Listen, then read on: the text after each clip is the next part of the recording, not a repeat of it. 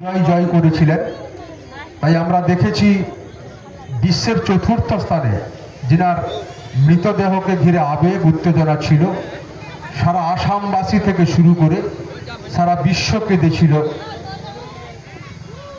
সারা বিশ্বে যার মৃতদেহর পাশে দাঁড়িয়ে কেঁদেছিলেন, মৃতযাত্রার সাথী হয়েছিলেন, Guinness book of world record গড়েছিলেন সেই কিংবদন্তি শিল্পী জুবিন গর্গকে আমরাও শ্রদ্ধাঞ্জলি দিলাম। এরপরেই আমাদের মায়ের পূজার্চনার কাজ শুরু হবে। শ্রদ্ধা সহকারে, ভক্তি সহকারে আমরা মায়ের আরাধনা করি, যাতে করে এই বিশ্বের সমস্ত জীবকুল এবং আমাদের পরিবার পরিজন যাতে সবাই শান্তিতে থাকে, সুখে থাকে, সমৃদ্ধশালী হয়, সেই কামনায় আমরা মাতৃ আরাধনা করি। আমরা সেই কাজে চলে যাব। তার আগেই আমরা দু এক কথা শুনে নেব আমাদের গুরুজন, আমাদের অগ্রজ,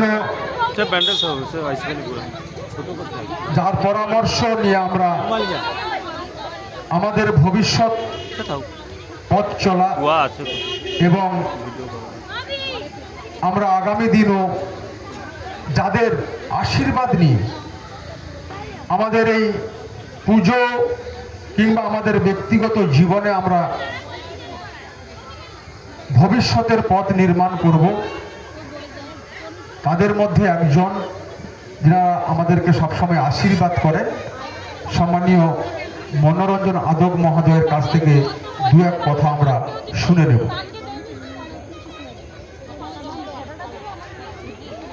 নমস্কার।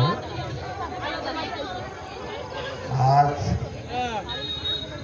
আমাদের সারা ভারতবর্ষের ন্যায় পশ্চিমবাংলা সর্বত্র শ্যামা মায়ের আরাধনায় প্রতি আমরা সবাই তার সঙ্গে সঙ্গতি রেখে আমাদের এই হরিণা পাল দলবার গ্রামের একটি অংশ বিবেকানন্দ পল্লী, আজকে এই বিবেকানন্দ পল্লী